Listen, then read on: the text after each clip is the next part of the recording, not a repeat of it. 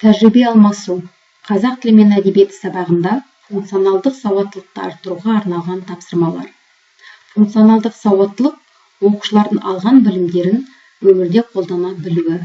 Орыс тобындағы қазақ тілі мен әдебиеті сабағының мақсаты оқушылардың сөздік қорын дамытып, дұрыс сөйлеуге, сауатты жазуға үйрету, мәтіндерді оқыту барысында сөйлеу тілін дамыту, әдеби шығармаларды өз бетінше оқып, түсіне алуын қамтамасыз ету.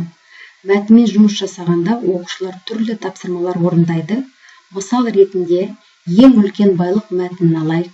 Оқушылар тірек сөздерге, суретке назар аударып, мәтінге болжам жасайды.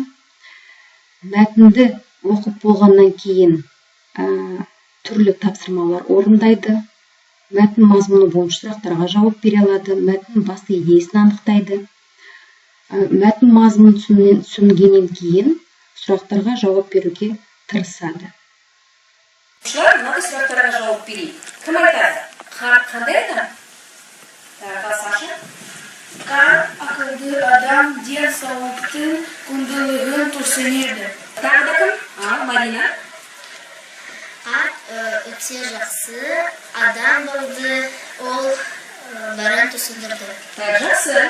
Ал жігітке ақсақалдың сөзі қалай әсер етті? Мария? Ақсақалдың сөздері жігітті қорқытты, содан кейін ол байлықты не екенін түсінді.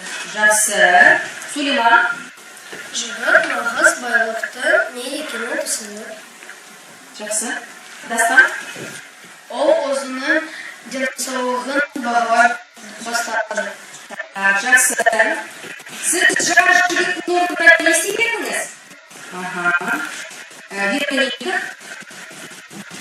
Жігіттің орнында мен спортпен шұғылданып, денсаулығымды бақылайтын едім. Жақсы. Вика? Жігіттің орнында мен қатты тыңдап байлықты не екенін түсінер едім. Мүмкін мен сол адамға көмектесер едім. Осылай орыс сыныптағы оқушылар сұрақтарға жауап бере алса, бұл үлкен жетістік. Жоғары деңгейде сабақ беретін мұғалімнің алдынан шыққан оқушы өмір айдынындағы өз жолын адаспай табай білсе, азамат болып қалыптасса, бұл ұстаз үшін үлкен абырой.